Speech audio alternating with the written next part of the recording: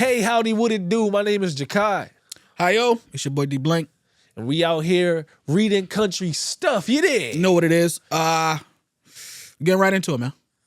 Listen, I've been listen, country music is really a vibe. It's a vibe. It's a vibe for real. You have to sometimes step away from the hip hop that the kids call it nowadays, the rappity rap.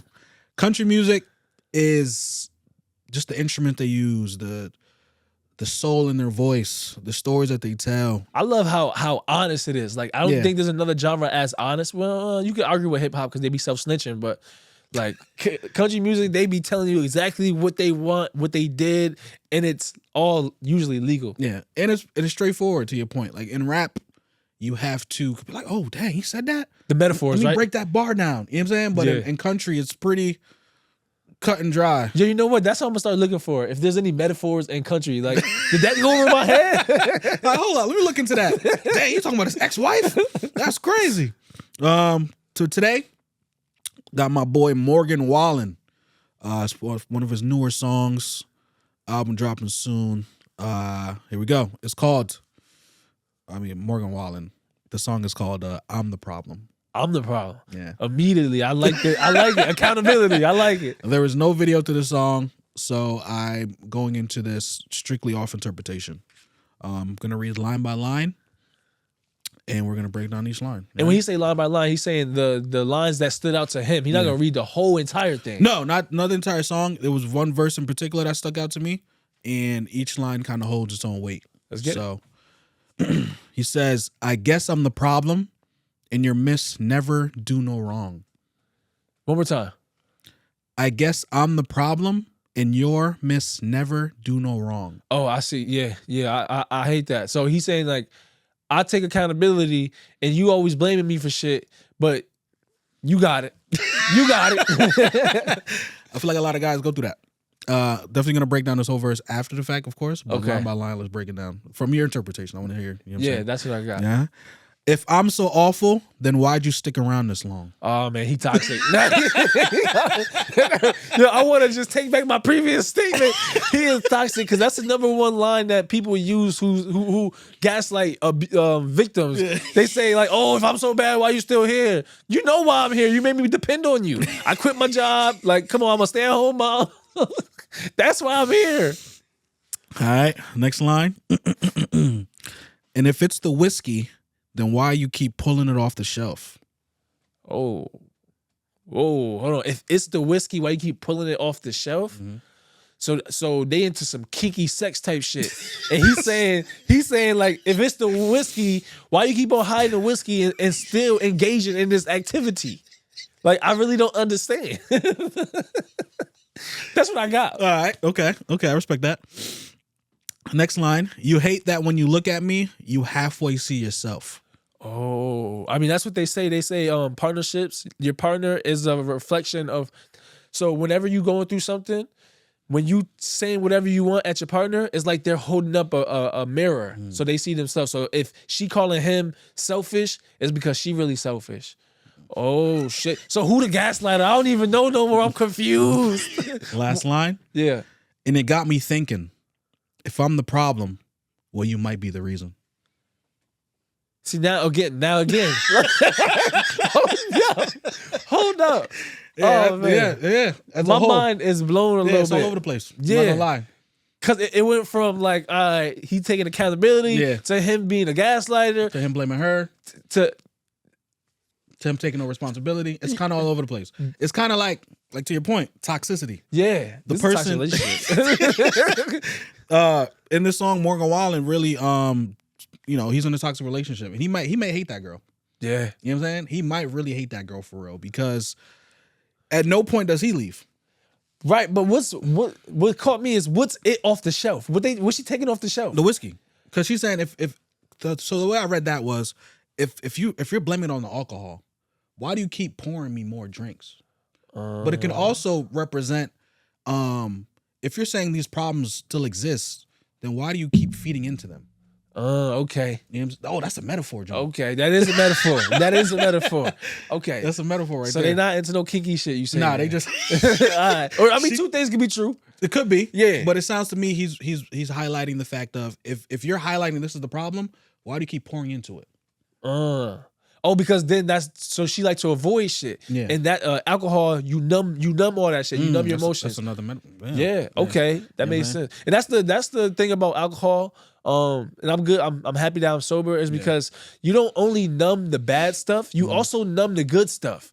So like you think you're drinking this to escape this pain, but if something was to happen that's pleasurable or that's like happiness or joy, you also are numb from that experience as well.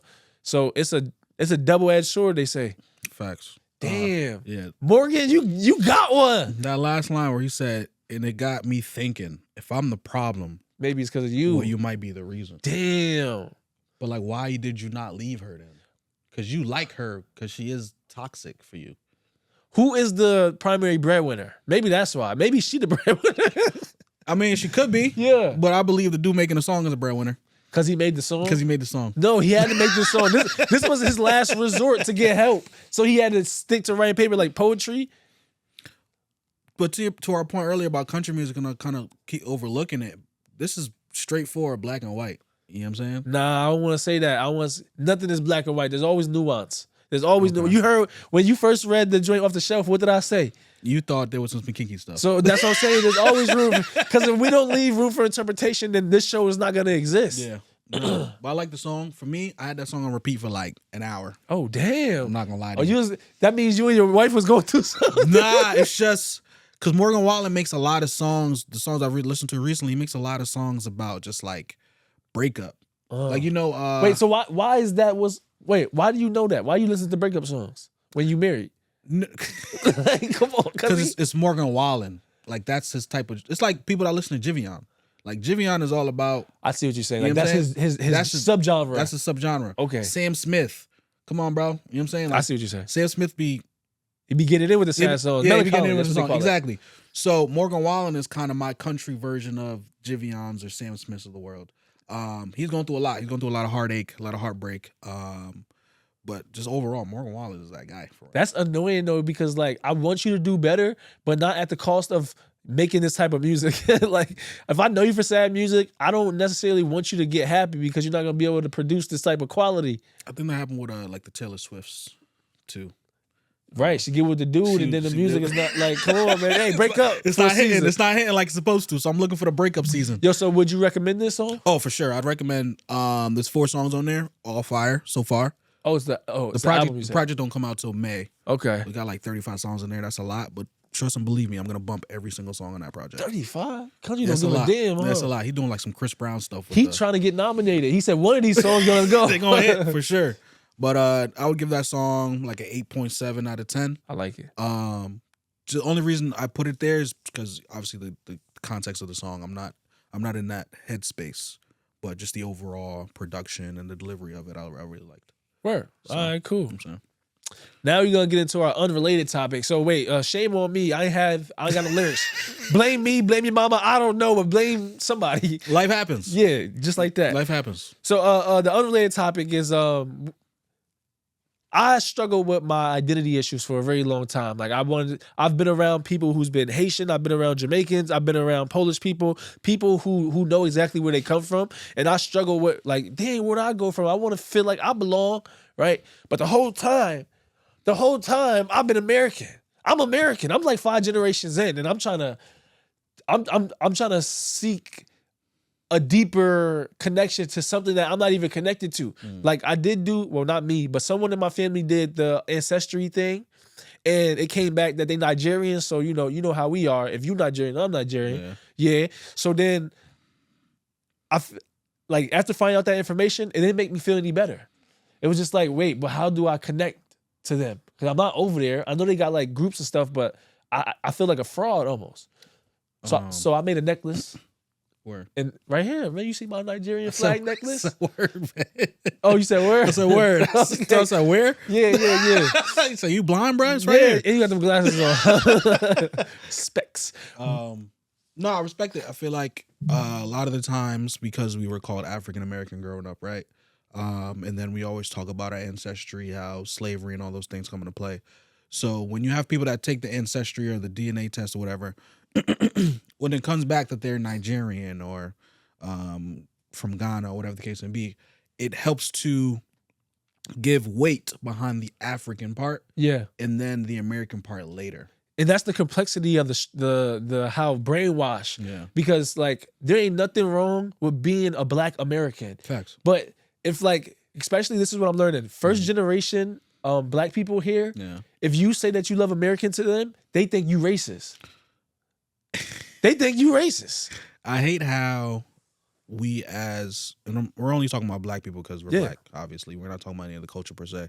But I hate how like we overlook people coming from other countries, like Spanish people coming here, other Europeans coming here and wanting a U.S. passport to say, yo, listen, I am a citizen of America. Yeah. Like, I appreciate America. Like, America really is the best place to be right now. And obviously, we're going through I don't talk politics, but going through whatever we're going through. But like, bro, when you have people wanting to flood in here and become citizens, and all we had to do is be born in a hospital, and we overlook. It's like we constantly trying to pull away from like, oh, but that goes back to how complex the brainwashing is, though. Yeah. It's like when especially you grew up, how we grew up.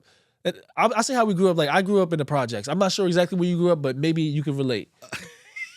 I wasn't born in the projects. But I was born close enough, or I understood it. But I was close enough. And that's all that matters. I mean, you don't got to be in something. You can observe something, and then I wasn't born in the suburbs, though. Just to be clear. He said, "Let me throw that out there." But yeah, the complexity of the brainwashing, where like you growing up, and now, like he just stated, other people they want to get in, and that's how much America is like deemed as great, whereas you are ungrateful. You start to be ungrateful, and you develop this mindset of, I don't want to be American. Yeah. And you don't know that you do want to be American. Trust me, you don't want to go back to Uganda. And like it's two different experiences. You do not want to know what it's like to shower using a bucket of cold water. Like we got first world problems here, and it's when you take a look to think, like you take a second, you be like, damn, I really am lucky. Think about this. Two things. One, this lady says she went on vacation in I forgot the country off the top of my head, but she's on the resort, and they told her, listen, you have to go off property between this time and this time because the grid goes out. Like there's no power here. Yep. Like imagine going to another country where they literally, the whole town's power gets shut off to preserve that. You And it's a purge. Like, it's over with. Like you getting robbed most likely during that time, right? We don't have to go through those issues. We had these lights on for at least more than 30 minutes. But and then on another thing, I went thrifting and I seen this couple, and there was this fire leather jacket, had the American flag on the back, and her boyfriend was like, "Hey man, this is your size. You want it?" She's like, "No, not with what America's going through right now." And I was like, "Bro, we in America right now. Yeah, what? And that jacket is fire." Did you cop it? Oh no, it wasn't my size. Oh, okay, and it wasn't my girl size, so I couldn't even. You know what I'm saying? I would have copped that joint. But it's like that doesn't even make any sense to me. You are literally in America. Like you got people from Europe that come here waving the American flag more than Americans do. You know what I'm saying? And that to me is sad, personally. Hey man, I'm just coming out of my my learned, or I'm unlearning that brainwash shit. Mm-hmm. I love America, man. I love what America represents, and I love the opportunities that I have living here. It's only through America where I'll be able to help my brothers and sisters in Africa. Yeah. So I want to say that again. It's only through America that me being here that I'll be able to help my brothers and sisters in Africa. Think about that. Everybody, when they come here, the Spanish people, the Europeans, they get their money here, they send it back home. Facts. They get it here and they send it back home. So I can do that shit too. You can talk to anybody and they'll say the same thing. I make my money and I send it back home. Yeah, Dev, close us out, Dev. Yo, listen, man. Thanks for listening. RKS, listen. We are here. We are Black. We are talking about country music. Straight up. You know what I'm saying? And if you're not with the country grammars, was that Nelly's project? Country Grammar? That was Nelly's project. That was right. Country Grammar. Yeah, Country Grammar. That was it. Yeah, if you're not with the country grammar, then it's not the show for you. But if you want to learn about the country grammar, this is the show for you. Thanks for tuning in. Till next time, howdy ho.